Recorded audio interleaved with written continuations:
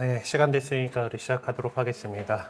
네, 주님의 기도로 시작하겠습니다. 성부와 성자와 성령의 이름으로 아멘. 하늘에 계신 우리 아버지의 이름이 거룩히 빛나시며 아버지의 나라가 오시며 아버지의 뜻이 하늘에서와 같이 땅에서도 이루어지소서. 오늘 저희에게 일용할 양식을 주고 저희에게 잘못한 일을 저희가 용서하오니 저희 죄를 용서하시고 저희를 유혹에 빠지지 않게 하시고 악에서 구하소서. 아멘. 성부와 성자와 성령의 이름으로 아멘. 네, 2학기가 시작됐습니다. 네, 이제 드디어 이제 2권에 이제 들어가게 됐는데요. 성서문자리 2권에 이제 맨 앞에서부터 보게 되면은 요 앞에 그 개정판의 부처라든가 차례는 이제 전체적으로 이제 어떤 것들이 있는지 이제 이렇게 내어 나오는데 이권에서는 이제 제4장 새 영세자들에 대한 가르침 그리고 이제 이 안에서 이제 처음 이제 세례 받은 이제 그 새 신자들한테 어떻게 얘기를 했는지들을 성경 안에서 흔적을 찾아보려고 할 거고, 그 다음에 제5장이 이제 충실성에 대한 권고라고 되어 있는데, 이제 이쪽에서 어떻게 그 박해 시대에도 그리스도인으로서의 정체성을 지키면서 살아가기 위해서 어떤 권고들을 하셨는가, 이런 것들이 있고, 그리고 우리가 교회라면은 당연히 하나님께 참여의 예배를 드려야 되죠. 종교의식과 예배에 대한 내용들, 그리고 그 예배에서 우리는 또 말씀의 종교이기 때문에 그 말씀을 하느님의 말씀을 듣는다라고 하는 그런 개념 속에서 성경을 사용을 했고, 그러면 이 공동체가 어떤 성경을 사용을 했는가에 대한 그런 내용들로 구성되어 있다라고 전체적인 스키마를 보실 수가 있습니다. 14페이지부터 나오는 이 책의 사용법 및 구성 그리고 성경 공부 방법론은 결국 그 1권에 있던 내용하고 똑같으니까 여기는 넘어가도록 할게요. 쭉쭉 넘어가서 1권에서 요건 다 살펴본 거니까 쭉 넘어가서 이제 우리는 37쪽에 새 영세자들에 대한 가르침 제4장부터 시작을 해보도록 하겠습니다. 네, 그래서 우리가 그 1권을 이제 하면서 이제 사도들이 전한 초기 교회, 우리가 성령 강림 대축일로 성령 강림으로 인해서 교회가 시작이 됐고, 이 교회가 선포한 복음은 예수님께서 그 십자가에 못 박혀서 돌아가셨던 그 예수님께서 되살아나셨다. 하느님께서 못 박혀서 죽으셨던 그분을 다시 일으켜 세우셨다라고 하는 부활에 대한 선포였죠. 이 복음 선포, 파스카 사건에 대한 이 복음 선포가 초대교회 공동체들이 설립되는 데 있어서 중요한 역할을 했다라는 것을 알게 됐고, 그 복음 선포를 위해서 사도들이 어떤 식으로 여러 그룹들에 대해서 이제 복음 선포를 했는가에 대한 그런 내용들을 배웠습니다. 무덤이 비었고, 그래서 성령 강림으로 해서 온 세상에 복음을 전하다라는 것들. 그래서 사도행전이 이제 전해주는 베드로 사도의 오순절 설교는 그 점에 있어서 우리에게 상당히 중요한 정보를 제공해 줬습니다. 그래서 이 베드로의 설교는 청중들의 마음을 송두리째 사로잡았고, 그리고 이 마음이 또 이렇게 그 동한 사람들이 이제 베드로와 다른 사도들에게 형제 여러분, 우리는 어떻게 해야 합니까? 라고 이제 물었습니다. 그러니까 베드로 사도 여기에 대해서 이제 회개하십시오. 그리고 저마다 예수 그리스도의 이름으로 세례를 받아 여러분의 죄를 용서받으십시오. 그러면 성령을 선물로 받을 것입니다. 라고 대답을 했습니다. 근데 이 말씀 선포가 이루어지고 나서 사람들한테 이제 사람들이 한 것, 세례를 받았다. 세례를 받아 여러분의 죄를 용서받으십시오. 또 그 뒤에 옆에 그렇게 해가지고 사도행전에서 그 결과 베드로의 말을 받아들인 이들이 세례를 받았고 그날의 신자가 3,000명 가량이나 늘었다. 대단하죠. 우리 이번에 예배 신자 교리가 이제 우리 성당 이제 내일부터 또 시작을 하는데 몇 분이 들으시는지 지금 잘 모르겠습니다만은 대단한 것 같아요. 3,000명이 한 번에 이렇게 이 회개를 하고 나 이제 이렇게 회심을 하고 교회의 품으로 들어온다라는 거는 좀 생각만 해도 대단할 것 같아요. 네, 근데 요즘에는 잘 일어나기 쉽지 않은 그런 현실입니다. 네, 그렇게 많은 사람들이 그렇게 늘었어요. 네. 그리고 사도행전은 또 다른 장면들을 통해서 복음 선포와 그 결과를 전해주는데요. 이제 사도행전 16장에 나오는 이야기죠. 이제 이 마케도니아의 필리피라는 곳에서 이제 바울하고 실라스가 이제 감옥에 갇혀 있었죠. 감옥에 갇혀 있었는데 막 지진이 일어나고 그 감옥 문이 다 열려가지고 이제 이 간수가 이 죄인들 죄수들이 다 도망갔구나 이제 문이 열려가지고 그래가지고 이거 어떡하나 하고 자결을 하려고 하니까 목숨을 함부로 하지 마라. 내가 우리 여기 있다. 그냥 그대로 있다. 이렇게 해가지고 뭐 해서 이 간수가 덜덜 떨면서 이제 바오로와 실라스를 데리고 이제 그 밖으로 나가가지고 두 분 선생님 제가 구원을 받으려면 어떻게 해야 합니까? 라고 이제 물으니까 주 예수님을 믿으십시오. 그러면 그대와 그대 집안이 구원을 받을 것이요. 라고 하는 말씀이 있었는데 그래 믿으십시오. 구원 받을 겁니다. 믿으면 구원 받습니다. 라고 하는 얘기를 했는데 그를 꼭 주님의 말씀을 들려줘. 복음 선포가 이루어지죠. 그리고 나서 그날 밤 그 자리에서 그와 온 가족이 세례를 받았다라고 이렇게 전하고 있습니다. 그래서 지금 보면은 복음이 선포되고 나면은 곧 이어서 세례에 대한 이야기가 계속 나오고 있다라는 거예요. 이렇게 소개되는 경우들이 적지 않습니다. 예를 들어 보면은 에티오피아 내시에 관한 이야기, 필리포스 이제 스테파노가 죽고 나서 사람들이 이제 그 뿔뿔이 흩어지면서 필리포스라고 하는 이제 부제님한테 그 시선이 잠깐 가죠. 그래서 필리포스가 이제 그 내시에게 복음을 전하고 처음에 이사야서 갖고 끙끙끙 앓고 있으니까 이제 이게 어떤 내용이다. 그래서 그것이 바로 우리 예수 그리스도를 가리켜서 하신 예언이다라는 것을 쫙 풀어주고 예수님 이야기를 쫙 이렇게 해서 예수님에 관한 복음을 그에게 전하였죠. 그러고 가다 보니까 물이 있어. 내시가 그래서 내가 세례를 받는데 무슨 장애가 있겠습니까? 하고 나서 수레를 세우라고 명령을 했고 그래서 물로 내려가 가지고 필리포스가 내시에게 세례를 줬다. 세례를 주었다. 여기도 말씀이 복음이 선포되고 나서 세례를 줬다라고 하는 그런 말이 나오죠. 자, 그리고 뭐 사울의 회심. 네. 그 사울의 회심에 관한 이야기. 여기도 하나니아스가 사울에게 가 가지고 이제 예수님께서 나를 보내셨습니다라고 이렇게 하고 안수했던가 어쨌든 뭐 그러니까 그 사울의 눈에서 이제 그 눈이 멀었었잖아요. 그 인해 같은 거 떨어지면서 다시 보게 됐고 그리고 나서 예수님을 만났으니까 뭐 해야 됩니까? 세례 받아야지. 세례를 받은 다음 음식을 먹고 기운을 차렸다라고 이렇게 전하고 있죠. 그리고 뭐 이제 그 백인 대장인 코르넬리우스한테 갔을 때도 베드로가 이제 막 또 환실 속에서 이제 예수님의 부르심을 받고 코르넬리우스라는 사람을 찾아가게 되죠. 찾아가가지고 이제 이방인인데 백인 대장이면 로마 사람인 거잖아요. 로마 사람이고 이제 이방인한테 가가지고 하나님의 말씀을 전하고 뭐 다 이렇게 얘기를 하고 있는데 여기는 하나님께서 먼저 움직이십니다.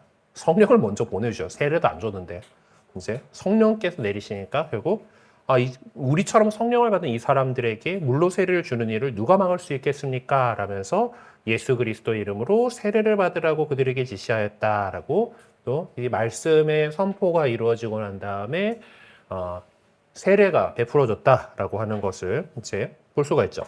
그래서 이런 것처럼 복음 선포가 이루어진 다음에는 세례로 이어졌다라는 거예요. 이제 내일부터 시작할 예비 신자들도 이제 이 말씀을 이렇게 듣고 배우고 그러고 나서 이 교리 이따가 그 가르침이라고 하는 단어들에 대해서 좀 나오는데 이 카테키스라고 하는 이제 교리 교육이라고 하는 것들을 듣고 나서 이제 세례를 통해서 하나님의 자녀가 될 겁니다.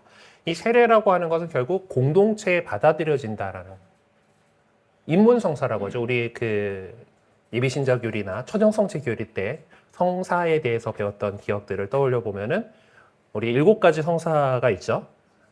일단 기본적으로 성사는 보이지 않는 하느님의 은총을 보이는 그 여러 가지 진료 형상으로 우리가 잘 인간은 세상을 감각으로 알아듣게 되니까, 그렇게 만나게 되니까, 그 감각할 수 있는 무엇인가를 통해서 하느님의 은총, 우리가 감각할 수 없는 하느님의 은총을 보여주는 것을 성사라고 해요. 그 가운데 교회 안에 7가지 성사를 제정해 놓으셨는데, 그러니까 7가지 성사들만 성사 뭐 이렇게가 아니라, 이 성사라고 하면 하느님, 보이지 않는 하느님의 은총을 보이게, 뭔가 감각할 수 있게 해주는 것이기 때문에 가장 첫 번째 성사다라고 하면 예수 그리스도를 얘기합니다.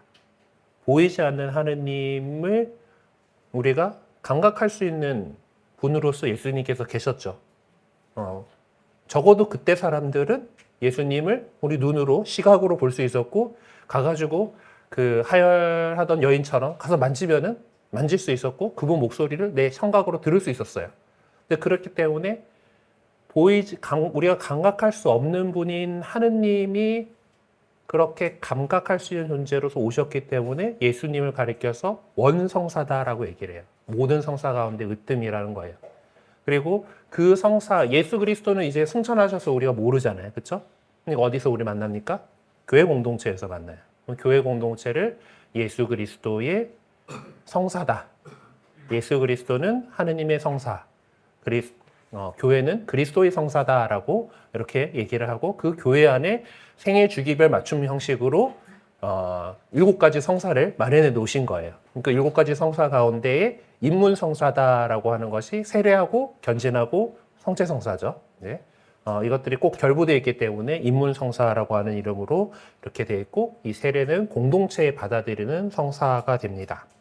이 세례라고 하는 말이 이제 그리스어로는 바티스마라고 하는데, 이제 우리 한자 말로는 씻을 세자에다 예식 예자를 쓰죠.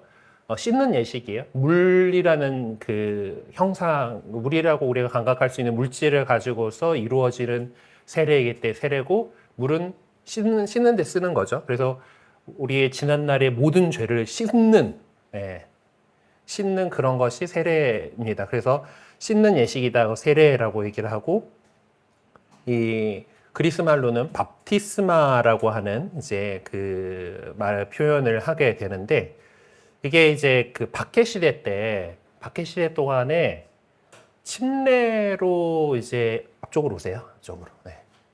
앞쪽이나 저기 가운데 뭐 이렇게 침례로 세례를 줬단 말이에요.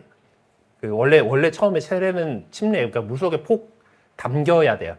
물속에 폭 담기는 건데, 이 박해 시대 때 이제 원래 살아있는 물에서 하는 거니까 강에 내려가지고 요르단강에서 했잖아요. 세례자 요한도 요르단강에서 세례를 베풀었으니까 물가에 가가지고 그렇게 세례를 주는 거. 아까 그 에티오피아 내시도 가다가 보니까 물이 있어가지고 그 강에 들어가가지고 세례를 받았죠. 이게 원래 원칙인데, 그러고 있으면은 나 잡아가라 이렇게 되는 거잖아, 그렇지? 박해 시대에 그리스도인이 세례를 받고 있으면 안 되기 때문에, 그래서 약식으로 한 것이 이마에다 물 붓는 겁니다. 그러다 보니까 이제 우리 서방교회의 전통은 이제 물 붓는 거가 이제 그러다 보니까 이 중세 시대의 그림들, 예수님께서 세례받을 때 요르단강에 세례받았으니까 굳이 물 떠가지고 이렇게 그냥 담궜으면 됐지. 근데 이제 이렇게 표현을 한 거예요. 그래서 대강 옛날의 세례는 이런 모습이 아니었을까라고 어떤 영상을 이제 보고 있습니다. 네, 뭐 요한이 세례 주는 장면 뭔가요? 그래서 물에다 담급니다. 건져 올려요. 이렇게 세례를 줬어요. 이렇게 하게 되면은 물 속에 잠기면서 오르르륵 하겠지, 이제 죽을 것 같단 말이야. 근데 거기서 다 건져줘요. 그래서 예수 그리스도와 함께 물에 잠기면서 이전에 나는 죽고 건져 올려지면서 예수 그리스도와 함께 부활한다라는 의미를 침례가 표현을 하고 있습니다. 그래서 우리 가톨릭 교회도 사실은 침례를 해도 돼요. 우리 시설이 없어서, 그리고 번잡스러워서 안 하는 거예요. 이제 서구에 이제 미국 같은 데에 이제 세례를 위한 욕조가 갖춰져 있는 성당들의 경우에는 뭐 이런 식으로 합니다.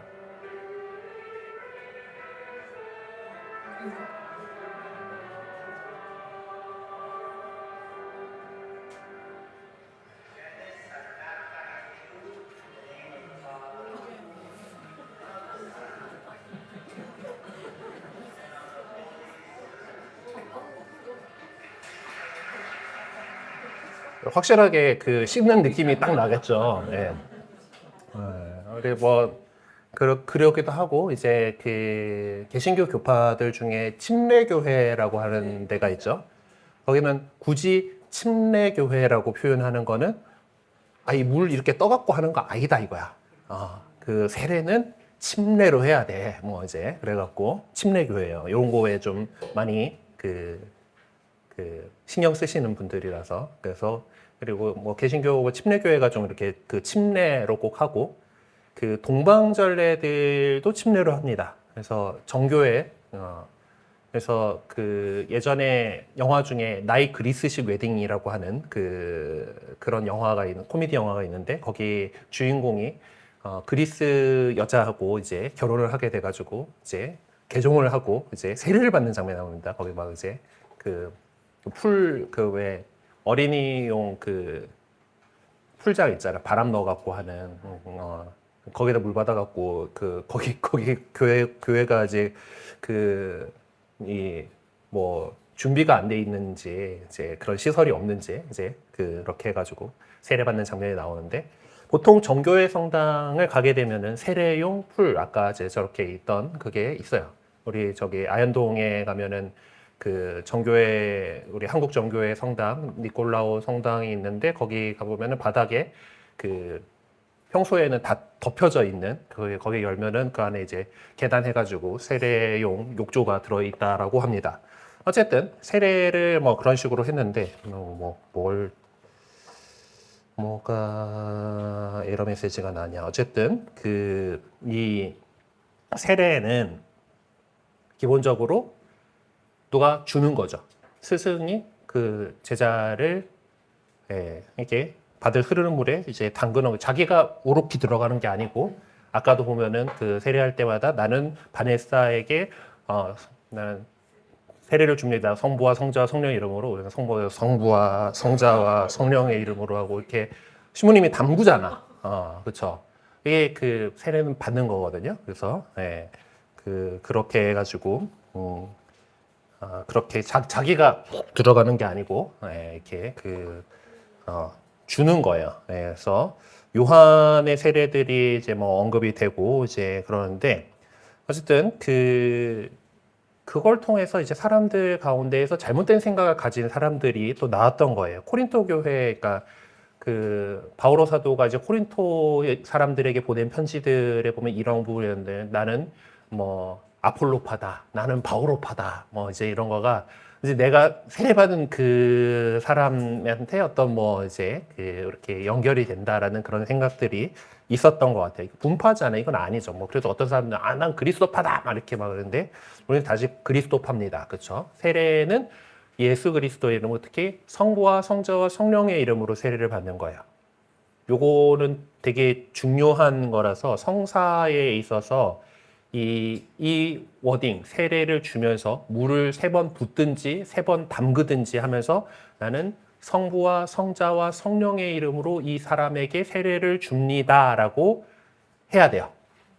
그러니까 삼위일체 하느님의 이름을 언급하면서 이제 이제 물을 붓든지 물에 담그든지 이제 그렇게 해야 되는데 예전에 한번 이제 미국에서 이 어떤 신부님이 공동체성을 강조한다면서 이제 나는이 아니고 우리는 하고 했다가 세례가 무효돼가지고 난리난 사건이 한번 있었습니다. 그래서 뭐 십수년 동안 그러고 사셨는데 이제 그게 문제가 돼가지고 이제 조사를 했다가 이제 그때 세례받은 사람들이 다 무효돼가지고 성사가 무효돼가지고 세례를 다시 받아야 됐고 그 바람에 거기다 뭐 서품 받았던 사람도 있었다 그러긴 하던데 어쨌든 그래서 이 성사는 전례적으로 집전자의 어떤 그거에 영향받으면 안 되잖아요.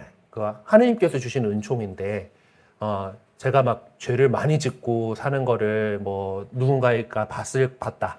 저 신부가 저런 놈인데도 불구하고 성사를 주면은 그 하느님의 은총은 확실하게 간다가 교회의 믿음이거든요. 그거 갖다가 사효성이라 그래요. 그 성사가 이루어진 일 자체로서 효과가 있다. 그 일 자체로 효과가 있으려면은 교회가 정해놓은 그 성사의 상징을 써야 되고, 그리고 교회가 정해놓은 전례문에 따라서 집전이 돼야 돼요. 그래서 교회가 정해놓은 세례성사의 전례문은 나는 1인칭 단수로 나는 성부와 성자와 성령의 이름으로 누구에게 세례를 줍니다예요. 이거는 그러니까 이 세례를 주는 사람이 그리스도를 대신해서 예수 그리스도를 대신해서 그에게 세례를 준다라는 거예요.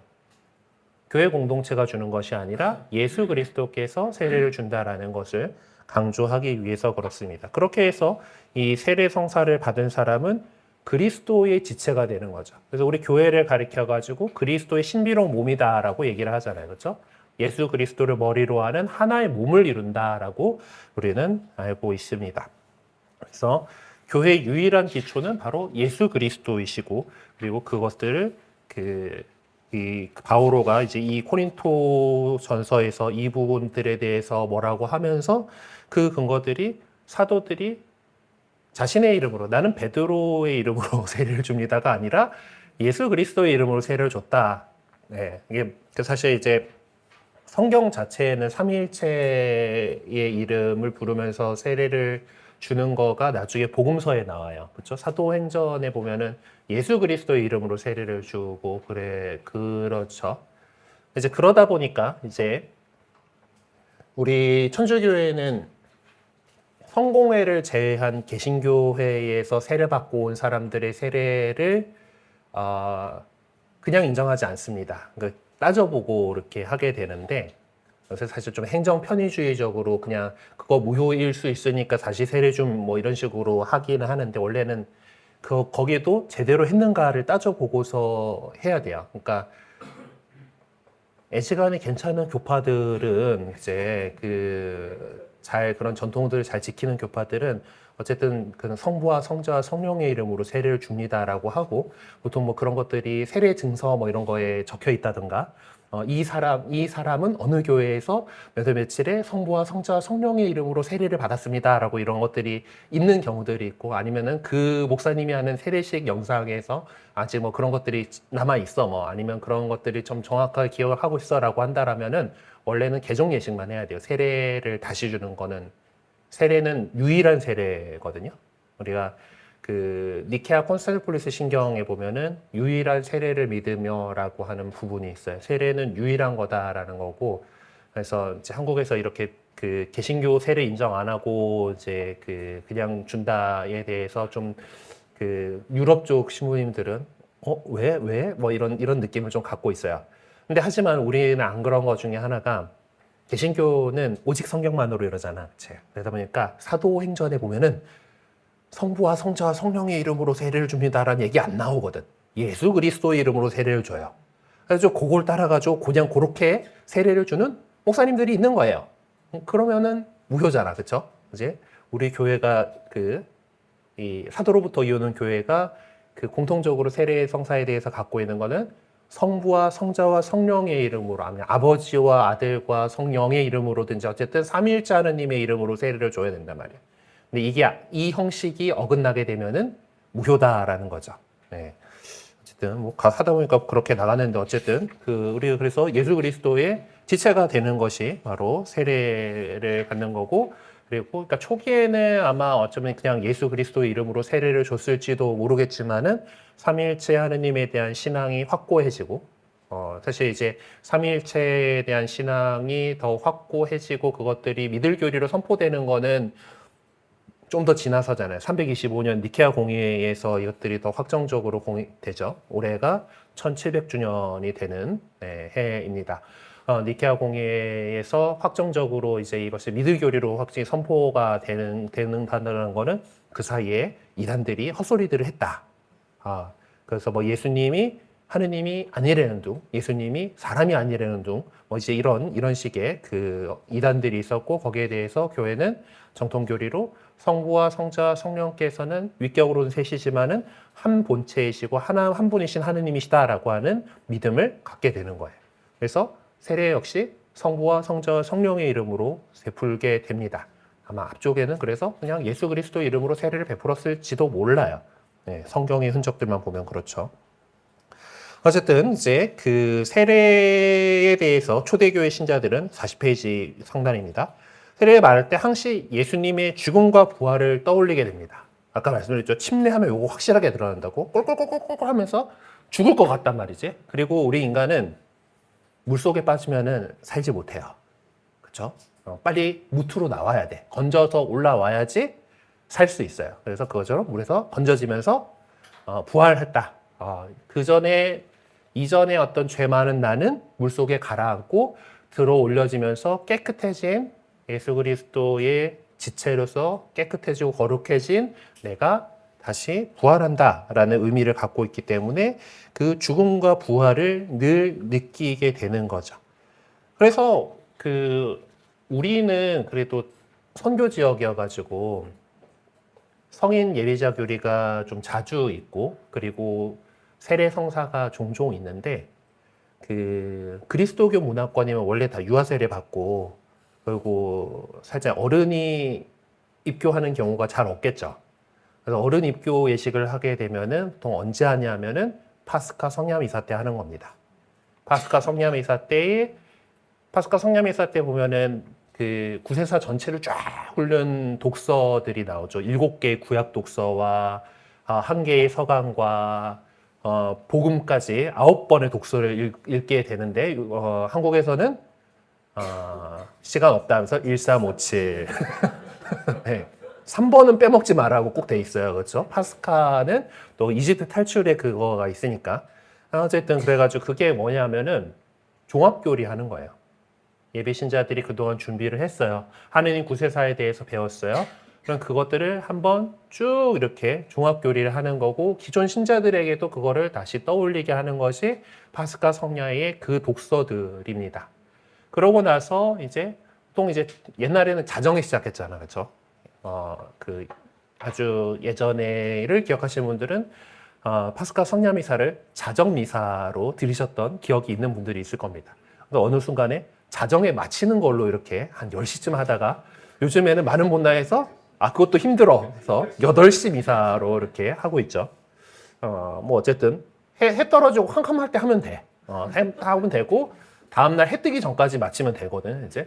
그 원칙은 그렇습니다. 그래갖고 사실 밤새 그래서 예수님의 이야기를 하고 그 세례 성사를 그 새 예비자들이 세례 성사를 받고 그러면서 기존 신자들도 세례 서약을 갱신하고 같이 이거가 원래 파스카 성야 미사의 구조예요. 네. 근데 뭐 우리는 보통 부활절날 해도 그날 다 하면 힘들어. 그래서 남미사 때 한다든가 그렇게 하기는 하죠. 뭐 어쨌든 그렇습니다. 그래서 세례라고 하는 것은 분명히 주님의 죽음과 부활, 이 파스카 사건하고 밀접하게 연관이 되어 있습니다. 네. 그렇게 해가지고 예수님께서 십자가에서 흘리신 피와 물로서 그 피와 물이라고 하는 거 나중에 우리 요한 5권에서 요한복음 할 때도 뭐 자세히 다루게 될 거라고 생각합니다만은 그 피, 물이 세례성사고 피가 성체성사다, 성혈이다, 이렇게도 해석을 하고 있죠. 그래서 세례가 그런 것이 부활하신 죽으시고 부활하신 그리스도와 일치하게 된다라는 의미를 갖고 있는 겁니다. 그리고 이것은 또한 단지 개인적인 의미만이 아니라 공동체적인 의미도 포함하고 있죠. 그리스도교 신자는 세례를 통해서 주님이신 예수 그리스도와 일치할 뿐만 아니라 그분의 제자들 공동체에 의해서 형성된 그리스도의 몸인 교회의 관계 속에 들어가게 되는 것입니다. 그래서 회개한 세 사람은 세례를 통해서 그리스도의 몸에 동참하게 된과 동시에 믿는 이들의 공동체인 교회에 받아들이게 되는 겁니다. 교회가 그리스도의 몸이기 때문이겠죠. 자, 그러면은 세례 받은 사람들, 우리 한국 교회의 아주 큰 문제, 세례 받고 나면은 뭐가 없어요. 방치돼. 다행히 또 대모님이 잘 챙겨가지고 이렇게 다니면 괜찮은데. 그래서 지금 우리 교구의 예비신자 교리서인 하느님을 찾는 사람들에는 세례 후 과정이 후속 교육이 있습니다. 네, 근데 우리 본당은 하는지 4주 뭐 이렇게 하시죠. 그렇게 하시면은 다행인데 안 하고 그냥 넘어가는 다 이루었다 하고 마시는 경우들이 아니, 근데 어쨌든 이제 세례 후에도 계속 챙겨야 되는 겁니다. 사람이 그렇게 그 우리가 세례를 통해서 그 전에 내가 죽고 다시 건져 올려져 가지고 예수님과 함께 부활했어, 새 사람이 되었어. 하지만 그게 쉽게 바뀝니까? 아닙니다. 예, 계속해서 그렇게 살아가려고 애써야 되고 그것들을 교회 공동체가 계속해서 얘기를 해야 되는 거예요. 자, 뭐 오순절에 이제 예루살렘 초대교회 공동체가 보여준 그 복음적인 삶의 모습은 그야말로 신선한 충격이 아닐 수 없었습니다. 많은 사람들에게 하느님을 두려워하게 했던 그들의 복음적인 삶, 대단하죠. 그 우리 일권에서 했었어요. 네, 그것은 이제 바로 이제 뭐 다시 정리해 보자면은 믿는 사람들과 새로이 신자가 된 사람들은 사도들의 가르침에 열중했고 형제적인 친교를 나누었으며 빵을 떼어 나누고 기도와 성전에 출입하는 일, 기도하는 일에 전념했었다라고 사도행전은 전하고 있습니다. 신자들이 사도들의 가르침에 전념했다는 보도를 통해서 우리는 단지 사도들이 그냥 설교하고 세례를 베푸는 일에만 그냥 고르고, 그러니까 멋있게 예수님에 대해서 얘기를 하고 사람들이 우아하고 세례를 받고 끝이 아니라 계속해서 사람들에게 가르침을 줬다라고 하는 것을 유추해 볼 수가 있죠. 새 신자들이 새 영세자들이 믿음이 성숙되어서 그리스도의 몸인 교회를 온전히 이룰 수 있도록 끊임없이 노력을 기울였을 것입니다. 바오로 사도는 코린토 신자들에게 저제 비유를 통해서 이거는 저제 비유라고 이렇게 하는데 어쨌든 이런 얘기입니다. 형제 여러분, 여러분에게 이야기할 때 나는 여러분을 영적이 아니라 육적인 사람, 곧 그리스도 안에서 어린아이와 같은 사람으로 대할 수밖에 없었습니다. 나는 여러분에게 젖만 먹였을 뿐 단단한 음식은 먹이지 않았습니다. 여러분이 그것을 받아들일 수 없었기 때문입니다. 라고 적고 있어요. 그렇죠? 사람들 수준에 따라서 하는 거죠. 예비자들한테는 예비신자 교리를 하는 거고, 지금 여러분들은 좀 더 나아가기 위해서 성소 못자리를 하고 계신 거잖아요. 그렇죠? 그래서 여러분들은 조금 더 컸으니까 그 딱딱한 음식을 먹는 거여가지고 이 고생을 하고 계십니다. 네. 쉽지는 않지만은 한번 그래도 단단한 음식을 먹을 수 있는 분들이시니까 한번 가보죠. 뭐 어쨌든 그래서 근데 이 새 영세자들한테는 그러면 처음에 예비 신자 교리 뭐 이런 것들은 저지었고, 그리고 그 후의 과정들은 어떤 이유식일 거고, 그렇게 차근차근 더 다음 단계로 커 나가야 되는 거죠. 그리고 그 과정 안에서 계속해서 말씀 선포가 이루어져야 하는 겁니다. 네. 그래서 사도들의 가르침에는 항시 복음 선포가 지속적으로 뒤따랐습니다. 그래서 뭐 그런 내용들이 여기 해가 있다라고 구절들을 적어 두셨는데, 요거는 한번 성서를 펼쳐가지고 살펴보시기 바랍니다. 그래서 새 영세자들한테 뭔가 가르침을 주는데, 가르친다고 해가지고 그것이 뭐 그냥 어떤 윤리적인 행동 지침, 그냥 공동체 안에서 살아가기 위해서 필요한 지침들만을 전해준 것만이 아니다라는 거죠. 그런 내용들을 전해줘야 될 필요는 있었겠죠. 사람들이 모여 살면은 당연히 그런 지침들, 규칙들 지켜야 되는 것들은 당연했을 테니까. 근데 그렇지만은 그거 이상의 가르침이 있었고, 그리고 그런 것들을 이야기한다라도, 삶의 어떤 그 윤리적인 지침을 이야기한다고 하더라도 그리스도교적인 윤리라는 것은 복음에서 출발해야 된다는 거죠. 복음 선포에서 출발해야 됐기 때문에 언제나 그 새 신자들을 향한 가르침에는 복음 선포가 뒤따를 수밖에 없었던 겁니다. 초창기 교회의 상황을 보면은 다양한 직분의 사람들이 공동체를 위해서 봉사를 한 것을 볼 수가 있습니다. 그 중에서 가르치는 사람들, 교사들이라고 하는 사람들은 코린토 전서의 그 표현에 보면은 하느님께서 교회 안에 세우신 이들은 첫째가 사도들이고, 둘째가 예언자들이고, 셋째가 교사들입니다. 라고 이렇게 하고 뒤에 뭐 나옵니다. 그래서 왜 신령한 언어로 말하는 거는 상당히 뒤에 있어요. 그래서 우리나라의 개신교회는 좀 성령 운동 쪽이 좀 세잖아. 그렇죠? 그래서 보면은 제가 예전에 개신교 친구를, 그러니까 이제 청년 시절에 되게 지하철에서 오랜만에 그 중학교 동창이었나 막 그랬는데 이렇게 만났는데 얘도 그 개신교회에 아주 심취해 있었더라고. 저는 그 당시에 주일학교 교사로 심취하고 있어 그러다가 신학교 갔습니다. 예, 그러고 있었는데 어쨌든 뭐 그래가지고 뭐 얘기를 하다가 이제 넌 성령을 받았냐라는 거예요. 성령 세례 성사 때 받는 거잖아. 어, 그렇게 해가지고 받았지 하고 이제 그렇게 얘기를 했는데 자기는 받았대. 받았다라고 하면서 결국 근데 얘기를 하다 보니까 결국 그 성령을 받았다라는 게 방언 한번 터져 나와 주셨다. 그런 정도로 이제 생각을 하시더라고. 이제 이 영께서 원래 그 성령께서 내려오셨을 때 그 사도들이 이제 막 이제 그 얘기를 하니까 다들 각자 자기 말로 이제 알아들었다라고 하면서 이제 그것들이 어떤 영적인 뜨거움들을 이제 그 얘기할 때 흔히 얘기에 나오고, 그리고 그것들을 좀 성령 운동 오순절 교회의 그것들이 뭐 그런 것들이고, 그 부흥회라고 하는 것들이 이제 보통 이제 그런 것들을 이제 더 얘기를 하게 되는 건데, 이제 그 하여튼 그 방언이라고 하는 거, 뭐 우리 그 가톨릭 성령 세신 운동에서 심령 기도라고 표현을 하긴 하는데, 이제 그렇게 해서 좀 그런 그 황홀경에서 이렇게 뭐 나오는 것들을 얘기를 하는 경우들이 있어요. 근데 왜 갑자기 이게 나왔지? 근데 그게 이제 지체들 여러 가지 교회의 지체들에 대한 설명들 가운데에서 그게 드러나는 거잖아요. 여러 카리스마들을, 은사를 하나님께서, 성령께서 우리들 각자에게 주시는데, 그 좀 방언 쫙, 이렇게 하면은 좀 멋있어 보이죠. 그리고 또 특히나 뭐, 거기다 뭐 기적까지 일으킨다. 이러면은 난리 나겠지. 이제 그렇게 앞에 드러나는 은사들이 생각보다 이 바오로 사도가 코린토전서에서 이야기하는 여러 가지 직분들 가운데 뒤에 있다라는 거예요. 순서에서 상당히 뒤에 밀립니다.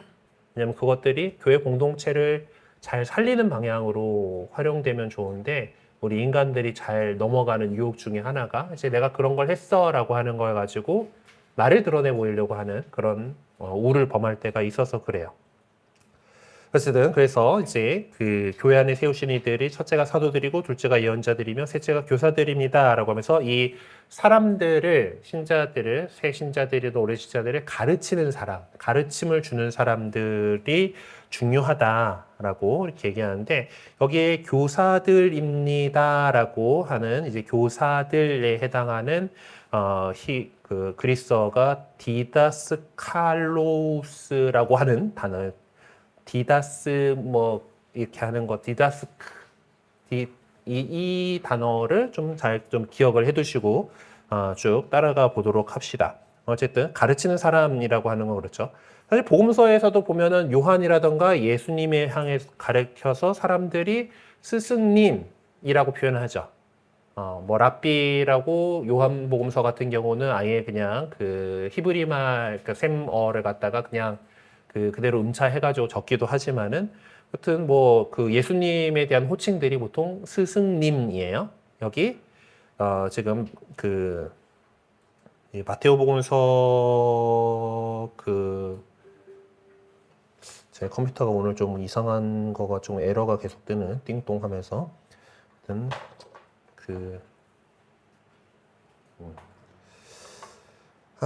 어쨌든 여기서도 여기 있던 것들에서 뭐 루카복음서 3장 12절에서 뭐 마테오복음서 13장 54절에서 있는데, 마테오복음서 13장 54절에는 조금 스승님 하는 그런 느낌이 안 나가지고 마르코복음서를 가져왔습니다.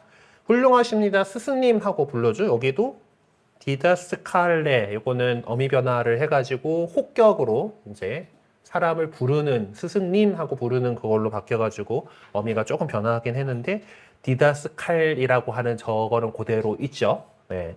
이렇게 해서 스승이라는 것은 가르치는 사람이라는 그런 그 뜻입니다. 자, 그렇게 해놓은 것들도 이 교회 안에서의 그 직분들을 좀 떠올리게 해주는 그런 부분들이었어요. 그리고 또 이제 스승 역할, 가르치는 사람의 역할하는 사람이 있었다라면은 그 가르침을 들어야 될 사람들이 있죠. 새로 들어온 사람들. 그래서 근데 지금 여기 보면은 하나니사 사피라에 관한 일화에 나오는 젊은 사람들이라고 하는 거를 이제 해가지고 이제 그 하나니아스와 사피라 이야기는 제대로 그 안 갖다 쓰고 좀 꽁쳐놨다가 뭐 이렇게까지 하실 일인가 싶긴 하지만 둘 다 죽었어요, 그렇죠? 네, 죽어서 그 고꾸러졌으니까 시신을 치우고 장사를 치르긴 해야 되잖아요, 그렇죠? 그래서 젊은이들이 일어나 그 시체를 싸서 메고 나가 묻었다라고 사도행전에 이렇게 적혀 있습니다. 그래서 여기서 젊은이들이라고 하는 사람들이 네오테로이라고 이렇게 얘기를 하는데, 네오. 어디서 많이 들어본 것 같지 않습니까? 네오, 새로운이라는 뜻입니다. 그래서 네오라고 해서, 그러니까 젊은이들에서 어떤 영맨이라고 이렇게 표현할 수도 있지만 뉴맨이기도 해요. 그러니까 이게 우리 성경은 젊은이들로 이렇게 표현을 이렇게 하긴 했는데, 일단 기본적으로 뭐 그 공동체가 생긴 지 얼마 안 됐기 때문에 다들 뉴비잖아, 그렇죠? 다들 처음 시작하신 분들이긴 할 텐데, 어쨌든 그 중에서 그래서 그냥 젊은이들 뭐 이렇게 표현을 했을 것 같다라고 하는데, 이게 이제 우리 책에서는 이제 젊은 사람들이 초대교회 양대에서 예비자들이 있었을 상기시켜 주는 것이기도 하다라고 하는 게, 그냥 한국어로만 봐가지고 도저히 모르겠잖아, 그렇죠?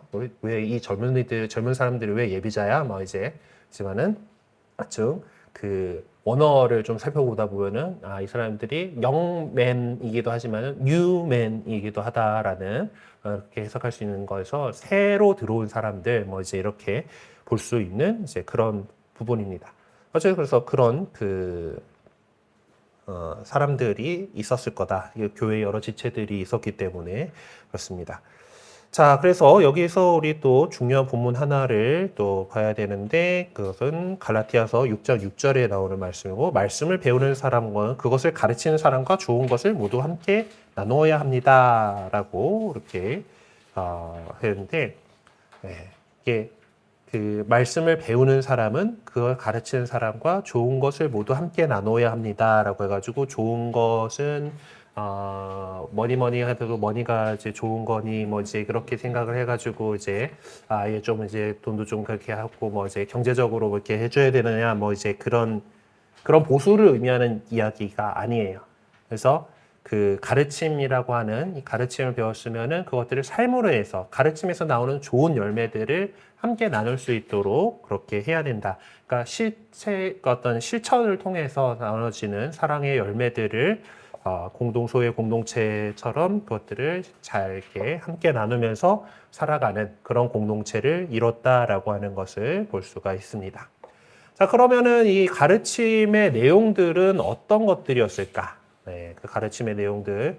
그래서 이 어떤 권력가가 어쨌든 하여튼 뭐 부자 청년 이야기잖아요. 루카복음 18장 같은 경우는. 그래서 선하신 스승님, 제가 무엇을 해야 영원한 생명을 받을 수 있습니까? 라고 이렇게 예수님께 물었을 때 예수님께서는 뭐 장황하게 뭔가 설명하지 않으셨습니다. 윤리적인 행동이 너는 어떻게 살아야 되고 어떻게 살아야 되고서 뭐 영원한 생명을 얻기 위해서는 이렇게 살아야 해라고 한 것이 아니라 아무튼 제일 중요한 계명 두 가지 얘기하시죠. 하느님 사랑하고 이웃 사랑하고. 근데 그러면서 그런 것들은 제가 어려서부터 잘 지켜왔습니다라고 하니까 그래 너 하느님 나라에서 멀지 않다. 하지만 너에게 아직 모자란 것이 하나 있다. 가지는 것을 다 팔아 가난한 이들에게 나누어 주어라. 그럼 내가 하늘에서 보물을 차지하게 될 것이다. 그러고 와서 나를 따라라라고 얘기하십니다. 근데 이 부자 청년은 수중에 가진 게 많았기 때문에 놓지를 못했죠. 그리고 슬퍼하면서 떠나갔다라고 이렇게 되었습니다. 자, 근데 여기서 중요하게 우리가 생각해야 되는 것은 나를 따라라 라는 거예요. 예수님을 따라라. 가진 것들을 좀 내려놓고 나를 따라라 하는 거예요. 예수님을 따르고 그리스도의 길을 받아들이게 하는 것이 그리스도인이 된 사람들한테 가르쳐야 될 내용이다라는 겁니다. 네. 그래서 신약 성경에 뒤이어서 이제 초대 교회의 문헌들이 나오게 되죠. 이제 이것들을 뭐 교부 문헌들, 뭐 이제 교부학 이런 것들을 배우게 되면은 교부들의 가르침들을 이제 볼 수가 있는데 그런 작품들 가운데 하나가 열두 사도의 가르침, 그러니까 가르침이기 때문에 디다케라고 보통 불립니다. 예. 주일학교 교사 출신들에게는 디다케라고 하는 월간지가 있었죠. 그래서 것들을 이제 기억하시게 될 텐데, 이 가르침이라는 뜻을 갖고 있는 게 디다케라는 단어고, 보통 이제 그냥 그 어떤 그 문헌의 제목으로서 디다케라고 하면 12사도의 가르침이라고 불렸던 이 책을 이야기하게 됩니다. 그리고 바르나바 서간, 바르나바도 편지를 썼을 건데 그거는 성경으로서 들어오진 않았지만은 그런 작품들이 전해집니다. 어쨌든 그런 것들 안에선 윤리적이고 종교의식적인 가르침과 교의적인 가르침을 뚜렷하게 이제 명시를 하고 있지만은, 그러니까 그만큼 교리가 발전했다라는 얘기예요. 시대가 그만큼 좀 뒤로 간다라는 얘기죠. 성경보다는 좀 더 이제 그런 것들이 이제 명확해져 가는 그런 것을 보여주고 있습니다. 근데 신약 성경은 그렇게까지 구구절절 상세하게 전하지 않고 또 요점들만 전해주고 있는 거예요. 그래서 신약 성경 안에서 이렇게 새로 회개한 자들, 곧 새로 세례받고 교회 공동체에 들어온 사람들에게 베풀어진 가르침들이 좀 있을 거죠. 예수 그리스도를 따르기 위해서 따를 수 있도록 사도들이 또 그리고 그들의 협조자였던 교사들이 가르쳤던 내용들을 갖다가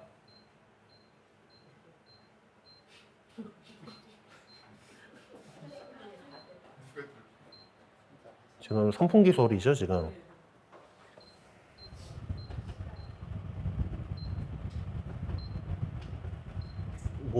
뭐가 달라지질 않네. 네, 뭐 터지는 빨리 끝내라 이런 거는 지금 우리 시작한 지 45분밖에 안 됐는데, 네, 이제 또 가봅시다. 어쨌든 그래서 가르친 내용들이 있었을 거고 그것들을 좀 한번 찾아보려고 합니다. 그래서 이 가르침을 암시해 주는 내용들에 대한 이런, 그래, 새 신자들을 향한 가르침이 있었어라고 하는 것들을 갖다가 일단 가르쳤다라고 하는 단어들로서 이렇게 나오는 것들이 있죠. 그래서 아폴로는 예수님에 관한 일들을 정확하게 가르치고 있었다라고 사도행전 18장 25절에 이렇게 나오고 있습니다. 그래서 이제 이미 주님의 길을 배워 알던 그는 예수님에 관한 일들을 열정을 가지고 이야기하며 정확히 가르쳤다. 하지만 뒤에 이제 뭐가 나오냐면은 그는 그렇지만 요한의 세례밖에 몰랐다. 이제 그래서 나중에 이제 사도 가가지고 이제 그 성령이 이제 성령을 이제 청해가지고 사람들이 이제 성령을 받게 되죠. 요 구절 사도행전 18장의 요거를 근거로 하여서 세례성사와 견진성사를 분리시키는 것이 신학적 근거가 됩니다. 이게 그 견진성사가 그 신앙의 어른이 된다라고 표현을 하잖아요. 그래서 대부 대모도 될 수 있고 이제 그만큼 더 신앙이 튼튼해져 가지고 또 교회에 투신할 수 있게 해주는 그런 성사다라고 얘기를 하고, 서방 교회는 기본적으로 견진의 권한을 주교님에게 위임을 했습니다. 주교님이 갖고 있어요. 견진은 기본적으로 정교 집전자가 주교님인 성사고, 그래서 이제 일반적으로 그 유럽 사회들처럼 다들 유아 세례를 하는 데에서는 이제 가끔 지금 우리처럼 한 2, 3년에 한 번 정도 주교님들이 본당 방문할 때, 본당 사목 방문을 할 때 그동안 견진 성사 못 받은 이제 그리고 충분히 나이가 된 청소년들이 견진 성사를 받았겠죠. 예, 그러니까 천형 성체 하는 것처럼 이제 때 되면은 견진 성사를 받는 그런 것들이 있었고, 어른이 입교를 하게 되면은 어른이 세례를 받는 경우는 잘 없으니까, 그래서 각 본당에서 하는 게 아니라 주교자 본당에서 합니다. 그러면 보통 세례를 주교님이 하시게 되고 바로 이어서 견진을 받게 돼요. 그래서 그 어른 입교 예식서를 자세히 뜯어보시게 되면은 이제 기본적으로 견진이 그대로 이어서 가게끔 구성이 되어 있습니다. 그러니까 원래 세례성사하고 견진성사는 이렇게 그 이어져 있는 거죠. 그러니까 세례성사에서도 성령을 받는데 견진성사에도 성령 특은의 나리를 받으십시오 하면서 이제 그 뭔가 성령이 두 번 오시는 것 같은 그런 느낌이잖아요. 견진성사에는 성령이 또다시 오신다라기보다는 성령의 그 은사 특은을 더욱 든든하게 받아서 더욱 견고해지는 믿음을 이제 이야기하는 이제 그런 성사입니다. 그런 그 또 이야기가 또 세 가지고 이제 이렇게 그 했는데, 아무튼 그래서 이제 여기에서 정확히 가르쳤다에 해당하는 그 단어가 이제 카테케메노스라고 지금 적혀 있죠. 카테케메노스라고 하는 단어가 가르쳤다고 아까 제가 교리교육 얘기할 때 카테키스라고 얘기를 했었죠. 카테키스가 이제 그 교리교육, 가톨릭 교회 교리서라고 하는 책이 있죠. 카테키즘 오브 가톨릭 처치. 라틴어로 하면 처치가 에클레시아이기 때문에 그래서 약자를 CCE하고 보통 적는데, 하여튼 그 교리서, 교리교육 이런 것들이 카테시스라고, 카테시스 뭐 이렇게 부릅니다. 그거가 여기 나오는 카테메노스라고 하는 이제 그런 거죠. 그래서 그리고 갈라티아서 6장 6절에도 보면은 말씀을 배우는 사람과 그것을 가르치는 사람과 좋은 것을 모두 함께 나눠야 됩니다. 아까 나왔던 그 본문에 가르치는 사람에 대한 해당하는 이 말도 이번에는 카테코메노스죠. 카테코메노스. 이거는 가르치는 행위자, 사람이니까 지금의 카테키스타에 해당하는 이제 그 교리교사에 해당하는 그런 단어가 되겠죠. 네. 이 두 가지는 이제 카테키스라고 하는 그 부분들이 있고, 그 다음에 로마서 6장 17절에 보면은 이제부터 여러분이 전에 받은 표준 가르침에 따라 마음으로부터 순종하게 되었습니다. 표준 가르침이래요. 그렇죠? 그 여러 가지 헛된 가르침이 있을 수가 있으니까 정확한 가르침을 이제 아까 나왔던 정확하게 가르치고 있었다의 그런 느낌인데, 여기는 그 단어가 튀폰 디다케스죠. 아까 나왔던 디다케가 이제 그 가르침이라는 단어를 쓰고 있는데 앞에 튀폰이죠. 튀폰. 이 튀폰은 오늘 영어에서 타입에 해당하는 건 타이프. 그래서 티피컬하다라고 하면 전형적인 그 틀에 박힌 뭐 이제 이런 뜻인데 그만큼 딱 표준화된 이란 뜻이에요. 그래서 이제 우리 성경에는 표준 가르침이라고 번역을 했고 200주년 신약성서에는 표준 교리라고 번역을 했고 공동 번역에서는 진실한 가르침이라고 번역을 했고 이제 개신교회의 새 번역 성경에서는 교훈의 본이라고 했어요. 타입이라고 하는 것은 어떤 본뜨다라는 그런 뜻도 갖고 있거든요. 그래서 교훈의 본이라는 표현도 괜찮은 것 같아요. 어쨌든 이제 그런 그 표준 가르침이라고 되는 거지 이런 어떤 딱 정형적인 정해진 그런 가르침이다. 그런 뜻으로 이제 표준 가르침이다라고 이렇게 얘기를 하고 있어요. 자, 그리고 그 히브리서 6장 1절에서 2절에 보면은 그리스도에 관한 초보적인 교리를 놓아두고 성숙한 경지로 나아갑시다. 다시 기초를 닦을 필요는 없습니다. 그 기초는 곧 죽음 행실에서 돌아서는 회개와 하나님에 대한 믿음, 세례에 관한 가르침과 안수, 죽은 이들의 부활과 영원한 심판입니다. 그래서 세례에 관한 가르침에 해당하는 단어도 역시 디다케스라고 하는 그 가르침, 디다케스라고 하는 부분이 있습니다. 교리라고 돼 있는 거는 뭔가 아르케 뭐 이런 느낌의 그 단어였는데 좀 뭐 다른 단어이긴 했어요. 하여튼 이제 이 본문들을 이제 보게 되면은 이제 복음 선포에 관련된 것들과 이제 그 윤리적 가르침에서부터 그러니까 그 전에 그냥 세상 사람으로 그렇게 살 때의 어떤 그런 행실에서 이제 벗어나라라고 죽음의 행실에서 돌아서는 회개. 예. 그래서 나쁜 행실로 돌아온 것들이 내포되어 있다라는 것을 볼 수가 있습니다. 그리고 또 다른 본문들에서 로마서 그 12장에 이렇게 나와 있는데 여기도 보면은 가르치는 사람이면 가르치는 일에 이렇게 뭐 지도하는 사람이면 열성으로 뭐 이렇게 해야 된다. 은총에 따라서 서로 다른 은사를 이제 그것들을 갖다가 서로 다른 은사를 잘 이렇게 해야 된다라는 거예요. 아까 제가 은사라고 할 때 카리스마라는 표현을 썼죠. 카리스마는 원래 은사라는 뜻입니다. 근데 그 세상 사람들이 저 사람 카리스마 있어라고 할 때는 그 뭔가 되게 그 앞에서 군중을 휘어잡고 그 통솔력을 보여주고 막 이제 그런 사람들을 가리켜서 카리스마 있다라고 표현을 하게 되는데 이게 왜 그런가 하면은 결국 여러 가지 은사들을 하는 성령께서 주시는 은사도 우리가 받은 거잖아요, 각자가. 근데 더 드러난 은사라는 거죠. 그 사람들을 하게 휘어잡을 수 있는 이제 그렇게 권위 있는 말씀을 할 수 있는 이제 그런 말씀의 은사를 받은 사람들이나 어떤 어떤 행동에서 그런 은사를 받은 사람들이 좀 더 드러나다 보니까 이제 그런 모습 그런 표현으로 이렇게 오늘날은 자리 잡기는 세상에선 그렇게 자리 잡았는데 카리스마는 그냥 선물입니다. 예. 은총, 뭐 선물 뭐 이렇게 생각하시면 돼요. 자, 그렇게 뭐 이런 것들이 있고 콜로새서 2장에도 이제 여기서 보면은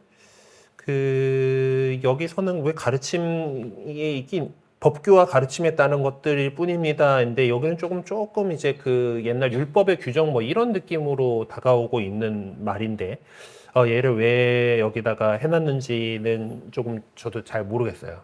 하여튼 뭐 그런 고 티모테오 전서의 경우에는 이제 뭐 여러 가지들이 있는데 그 밖에 무엇이든 건전한 가르침에 어긋나는 짓을 하는 자 때문에 율법이 그런 사람들 때문에 있다라는 거죠. 그래서 건전한 가르침은 복되신 하느님의 영광스러운 복음에 따른 것으로 나는 이 복음을 위임받았습니다라고 바오로 사도가 이야기하고 있는 그런 부분이 있습니다.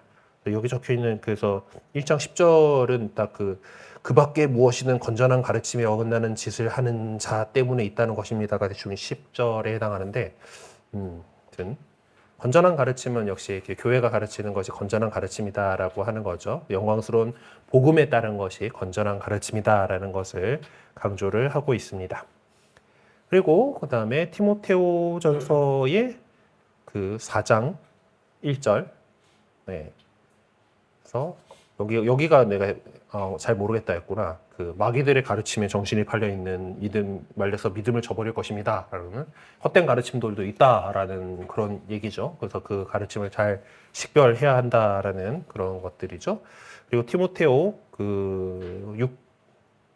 티모테오전서 6장에는 되게 여러 가지들이 얘기가 나오는데 거기서 이제 그냥 이러한 것들을 가르치고 공부하십시오라고 여러 가지 뭐 종들에게는 부자들에게는 뭐 이제 뭐 이런 식의 여러 가지 교훈들을 사람들에 대해서 이렇게 가르쳐라라고 하는 내용들이 6장에 나와 있습니다. 그래서 이렇게 신약 성경 안에 여러 가지 가르침의 흔적들을 찾아볼 수가 있었어요. 이러한 흔적들은 초대교회 공동체가 새 영세자들을 교육시키는 데 많은 관심과 열정을 보여줬다라는 것을 그 흔적들을 볼 수가 있습니다. 자, 그리고 이렇게 이런 가르침들 가운데는 윤리적으로 어떻게 살아야 되냐라고 하는 윤리법들에 대한 내용들이 있어요. 네, 신약 성경에 소개된 윤리법에 관한 내용들은 이 가르침에 해당하는 것들로서 대개가 유다인적인 어떤 윤리 개념에다가 이제 교회가 그리스 문화권으로 이렇게 갔잖아요. 그래서 스토아파적인 그런 윤리 개념에서 좀 가져온 것들이 있게 됩니다. 그리스도교적인 윤리에 관한 가르침들은 많은 경우에 악습과 덕해에 관한 항목과 더불어서 소개되고 있어요. 로마서 13장 12절 14절 같은 경우에 보면은 자 이렇게 어둠의 행실을 벗어버리고 빛의 갑옷을 입읍시다. 그래서 대낮에 행동하듯이 품위 있게 살아갑시다. 그래서 이런 흥청대는 술잔치와 만취, 음탕과 방탕, 다툼과 시기 속에 살지 맙시다. 그 대신에 주 예수 그리스도를 입으십시오. 이렇게 그래서 그 전에 이렇게 그냥 세상 사람들처럼 살았던 그런 거 이제 그만하고 예수 그리스도의 빛의 옷을 갑옷을 입고 그리스도의 제자로서 살아가자라고 하는 그런 내용. 그러니까 예전에 악습에 대해서 우리가 이렇게 살아갑시다라고 하는 그런 내용들이 소개되고 있죠. 에페소서 4장 25절에서 32절에도 보면은 거짓을 벗어버리고 서로 지체고 악마에게 틈을 주지 말고 이제 더 이상 뭐 도둑질 하지 말고 애써 좋은 일을 해가지고 공고한 이들에게 나눠줄 수 있어야 되고 입에서 나쁜 말 하지 말고 좋은 말을 하고 그래서 은총을 가져다 줄 수 있도록 그렇게 해서 우리가 성령의 인장을 받은 사람답게 서로 너그럽고 자비롭게 대하고 하나님께서 그리스도 안에서 여러분을 용서하신 것처럼 서로 용서하십시오라고 이렇게 삽시다 이렇게 하는 내용들을 이렇게 얘기를 하고 있죠. 티모테오 후서에서도 이제 2장 1절에서 8절에도 이제 티모테오서는 바오로가 자신의 후계자인 티모테오라는 이제 이제 주교님인 거죠. 주교한테 이제 그 여러 가지 권고하는 내용들이니까 이제 그 주어진 은총으로 굳세어 주시고 그리고 그 나에게 들은 것들, 그러니까 네가 그렇게 배웠던 것들을 갖다가 가르칠 자격이 있는, 그러니까 사도들의 후계자가 주교님들이잖아요. 그 주교님들의 협조자로서 교사들 역할을 하는 사람들이 분명히 있는 거고 그들한테 이제 그것들을 잘 전해주라라고 하는 겁니다. 어쨌든 이제 군대 복무원이가 자기가 군사로 뽑은 사람의 마음에 들려면은 개인의 일상사용에서는 안 되고 경기를 하는 사람도 규칙대로 경기를 해야 된다라고 이제 이렇게 하면서 예수 그리스도를 기억하고 그분이 죽은 이들 가운데서 되살아나셨다라고 하는 그 복음을 기억하고서 그것에 맞게끔 살아가라라고 하는 권고를 하고 있습니다. 베드로전서에도 보면은 또 이제 이렇게 그 좀 앞에 일부분만 이렇게 좀 적어놨는데 오히려 주님을 생각해가지고 인간 제도에 복종하고 착한 시민으로 잘 살아. 이제 그렇게 해서 그 이제 어떤 하느님의 종으로서 우리가 행동해야 되고 그래서 사람을 존경하고 모든 형제 공동체를 살아가면서 그렇게 하느님을 경외해야 되고 임금들에 대해서 존경해라. 이제 그렇게 물론 임금이 그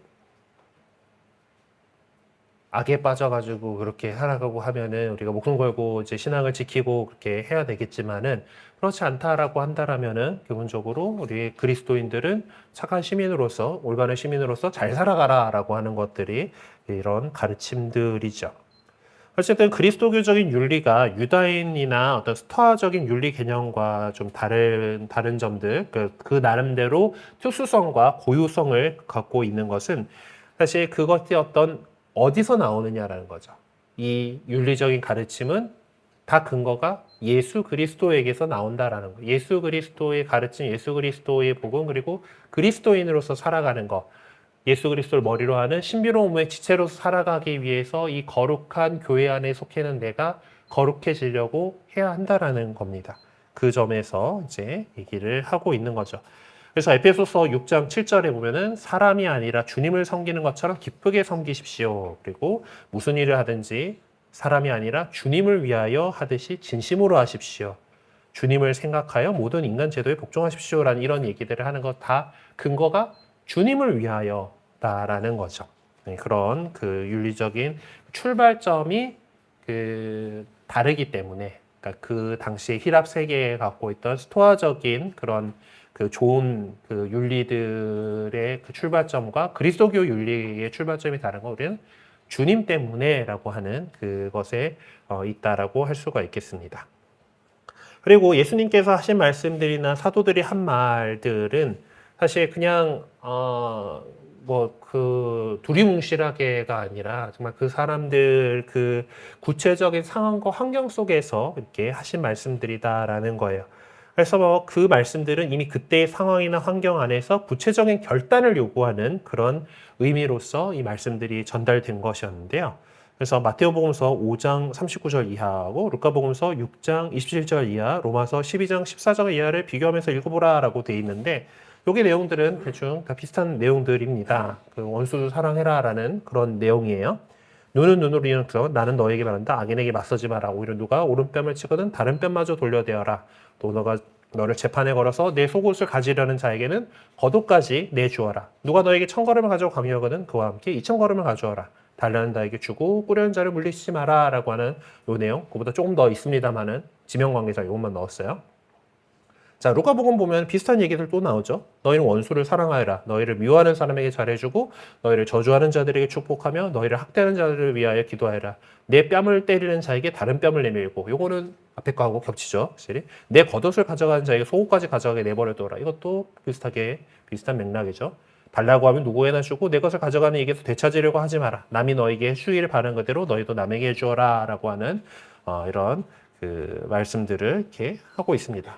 그 두 복음서가 마테오 복음서하고 루카 복음서가 비슷한 맥락의 이야기를 하는데 그 예수님의 이야기가 이 말씀이 나오는 것 나중에 우리가 4권 가가지고 복음서에서 좀 더 자세히 연구를 하게 되겠지만은 그 똑같은 이야기인데 맥락이 다르게 표현됩니다. 마테오복음서에서는 아까 지금 우리가 다음 시간에 더 자세하게 공부하게 될 산상수훈이라고 하는 산상설교의 그 안에서 이 말씀을 하셨었고, 루카복음서가는 그냥 뭐 다른 여러 가지 이야기들 하는 중에 나와요. 등 그런 모습들이 좀 다릅니다. 자, 로마서에서도 보면은 비슷해요. 바오로 사도가 이제 또 이렇게 적고 있는데 아마 자기도 이렇게 들었으니까 그 이야기들을 그대로 또 했을 것 같습니다. 자, 여러분을 박해하는 자들의 일 축복하십시오. 저주하지 말고 축복해 주십시오. 기뻐하는 이들과 함께 기뻐하고 우는 이들과 함께 우십시오. 서로 뜻을 같이 하십시오. 오만한 생각을 버리고 비천한 이들과 어울리십시오. 스스로 슬기롭다고 여기지 마십시오. 아무에게도 악을 악으로 갚지 말고 모든 사람에게 좋은 일을 해줄 뜻을 품으십시오. 여러분 쪽에서 할 수 있는 대로 모든 사람과 평화로이 지내십시오라고 이렇게 권고하고 있습니다. 그래서 이것들 보면은 비슷하다라고 이제 그래서 또 뭐 베드로의 첫째 편지도 이런 데에 해당한다라고 할 수 있겠죠. 아까 베드로 첫째 편지에서 뭐 임금들에게 복종하고 국가 권위에 잘 이제 살아 뭐 이제 이런 것들이 막 이런 거에 해당한다고 볼 수가 있을 겁니다. 그래서 이제 예수님께서 하신 이 말씀들이 어떤 보면은 어록집이 있지 않았을까라는 가설을 세우게 됩니다. 요거에 대해서는 4권에서 자세하게 공간복음 문제에 해당하는 거기 때문에 그때 자세하게 할 건데, 그래서 이런 어록집은 아마 이런 게 있지 않았을까라고 하는, 그러니까 지금은 전해지지 않지만은 그런 존재예요. 이제 이 공간 복음들 사이에 이제 그 비슷한 것들을 열심히 분석하던 이제 그 학자들이 마르코 복음서가 보통 제일 먼저 쓰였고, 이제 그거가 이제 루카 복음하고 마테오 복음에 이렇게 나오면은 이건 마르코 복음서를 갖다가 이렇게 베꼈구나라는데, 마르코 복음서에는 안 나오는데 루카 복음서하고 마테오 복음서가 되게 비슷하게 나오는 그런 그 표현들이, 말씀들이 있단 말이에요.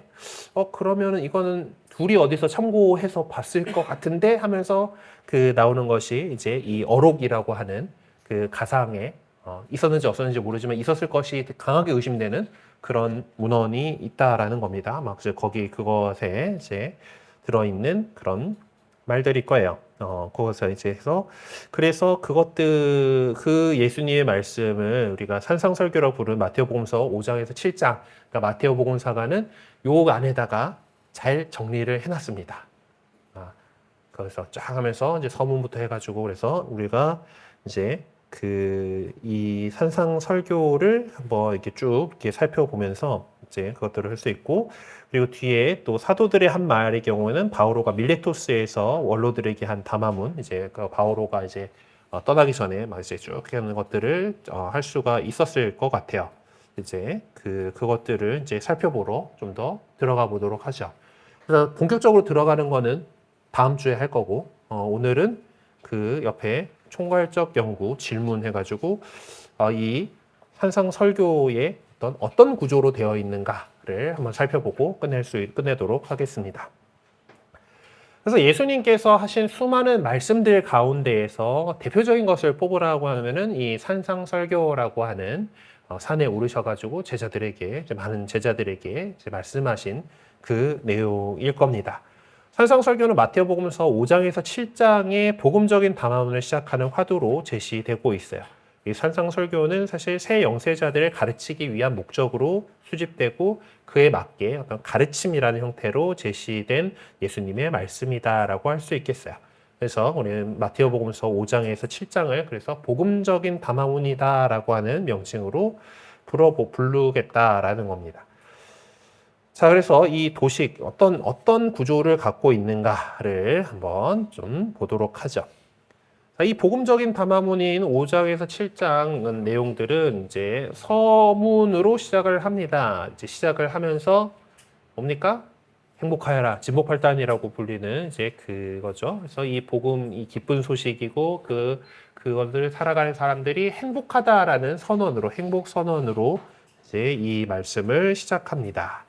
그래서 그리고 그 믿는 사람들은 자신의 어떤 행동을 통해서 이 기쁜 소식을 더 전해야 한다라고 하는 그런 말씀을 이제 이 서원에서 하고 계시죠. 자, 그 다음의 부분들은 어떤 새로운 깨달음에 대한 부분입니다. 여기서는 그리스도교 신자들이 살아가야 할 삶의 대원칙을 제시합니다. 그리스도의 신자들은 그리스도와 함께 이미 마지막 시기에 있기 때문에 전적으로 하느님의 뜻을 실천해야 한다라는 그런 가르침을 얘기하고 계시고, 여기서 너희는 이렇게 들었다, 그럼 나는 이렇게 말한다 라고 하는 시리즈로 된 구약의 율법을 새롭게 해석하시는 그것들이 있고, 그래서 우리는 이 부분을 갖다가 메시아적인 율법이라고 하는 표현으로 할 거고요. 이거는 본문 연구를 하면서 자세하게 살펴보게 될 것입니다. 그래서 이렇게 새로운 깨달음들에 대한 이야기를 하시고, 그것이 이렇게 요약된다. 그러므로 하늘의 너희 아버지께서 완전하신 것처럼 너희도 완전한 사람이 되어야 한다라고 하면서 우리 그리스도인들이 완덕을 향해서 나아가야 한다라고 가르치시게 되죠. 자, 그러면 이렇게 새로운 깨달음을 얻었으면 뭐 해야 됩니까? 실천해야 되죠. 자, 그러면 하느님의 뜻을 실천해야 되는 것들이 이제 하나의 대원칙으로 제시되는 거죠. 이것은 남들한테 좋은 평판을 받기 위해서가 아니라 하느님의 그 뜻을 실천하는, 우리가 주님의 기도에서는 아버지의 뜻이 하늘에서와 같이 땅에서도 이루어지게 하소서라고 하는 그것처럼 살아가기 위해서, 땅에서 이루어지게 하기 위해서 우리가 하느님의 뜻을 실천해야 되는 겁니다. 자, 그리고 예수님께서는 이제 그러면서 그 실천을 하는데, 유다인들과 다른 모습으로 복음적인 삶을 살아야 한다라면서 자선이라던가 기도라던가 단식에 대해서 얘기를 하죠. 그래서 자선을 베풀 때는 오른손이 한 일을 왼손이 모르게 하라 이렇게 하고, 기도할 때는 골방에서 이제 어디 나와가지고 오 주님 제가 이제 저기 있는 저 세리와는 다르고 이제 하면서 그렇게 드러내면서 기도하는 게 아니라 골방에서 하느님 모든 것을 보시는 하느님 아버지께 기도하라라고 이렇게 가르치고, 단식할 때 나 단식하고 있네 하고 이러고 있지 말고 머리 기름도 바르고 이제 깔끔하게 하고 다니고, 단식하는 걸 굳이 딴 사람한테 유세하지 마라. 그래 다 하느님께서 보시고 다 그냥 갚아주실 거다. 그러니까 네가 유세하고 그래 다녀가지고 이제 남들에게 칭찬을 얻으면은 하늘나라에서 받을 게 없다. 이제 그런 얘기들을 하시면서 이제 우리가 어떻게 이것들을 실천해야 되는지를 이제 얘기를 하시죠. 자, 그렇게 실천을 하다 보면 어떻게 됐습니까? 삶이 또 바뀌겠죠. 네, 삶의 방식이나 태도가 달라져야 한다라는 것을 이제 구체적인 가르침들로 전해 주십니다. 그래서 두 주인을 섬길 수 없다. 그래서 하느님을 선택하느냐, 마귀를 선택하느냐, 이제 그것에서 세상의 어떤 노예가 되지 않도록 이제 하느님에 속한 사람으로 하느님 그분만을 섬겨야 한다라는 것을 얘기를 하면서, 눈의 비유를 통해서 재물에 대해서 경계하는 것, 새들의 비유를 통해서 불완에 대한 경계를 이제 말씀을 하시죠. 그리고 이제 그리스도를 따르는 사람들은 다른 사람을 자기 심판하는 그런 것을 하지 말라라면서 자기 눈에 들보가 있는데 그 형제의 눈에 있는 티는 이제 내가 잠깐 아오야 너희들 눈에서 티를 빼줄게 이제 그런 것들 통해서 남의 원래 다 남이 잘못한 건 잘 보이는 거죠. 네. 참 희한해요, 그렇죠? 내가 적은 글을 탈고하면은 오타 못 찾습니다. 내가 적은 거는 남이 봐야지 이제 그게 보여요. 예, 참 신기해요, 그렇죠? 예, 그런 것들 이제 그렇지만은 그거 가지고 사람을 심판하고 이렇게 단죄하고 이러지 말라라는 거죠. 그리고 그리스도의 신자들은 진정한 가치가 어떤 것인지를 분별할 줄 알아야 한다라는 것들을 가르칩니다. 그리고 또 그리스도를 따르는 사람은 하느님께 간구의 기도를 바치는 것을 두려워하지 말아야 한다라고 하면서 이제 아버지와 아들의 비유를 통한 설명을 이렇게 하시고, 그 깨달음의 삶과 어떤 삶에 대한 황금률을 이제 이 새로운 깨달음이라고 하는 것으로 이 마무리를 하고 있죠. 그리고 나서 이제 결어로서 이제 우리가 어떤 삶의 형태를 살아가야 하는 것인가. 그래서 두 가지 길 가운데 어떤 길을 선택해야 되는가. 좁은 길을 선택해야 된다라는 것을 알아야 되고, 거짓 예언자와 참 예언자가 누구인지를 구별할 줄 알아야 된다. 그리고 정말 그리스도를 올바로 따르는 사람들은 궁극적으로 아버지의 뜻을 실천하는 자들이다라고 하는, 그러면서 왜 모래에다 지은 집과 반석 위에 집은 집에 대한 그런 말씀으로 뭐를 마무리하시게 되는 거죠. 그래서 사실 이 내용들을 보자면은 물론 예수님께서 그 당시 사람들한테 하셨던 말씀이다라고 해도 무방하기는 하지만은 딱 보면은 새로 교회 공동체에 들어올 사람들한테 요런 가르침들을 줬을 그것들을 모아놓은 것 같다라고 보여진다라는 거죠. 그래서 이 복음서는 사실 우리가 지금 4권에 가서야 배우는 것처럼 시대적으로 좀 더 뒤에 나오게 됩니다. 초대교회, 우리가 지금 신약 성경이 형성되어 가는 과정들을 쫓아가고 있는데 초대교회 공동체가 예수 그리스도에 대해서 이야기하고 그 복음을 선포하고 말씀을 선포하고 그 사람들에게 계속해서 가르침을 주고 하는 그 내용들이 결국은 예수님께서 하셨던 이야기들을 떠올려 가지고 했을 거고 그것들을 잘 조직화해 가면서 얘기를 했을 거예요.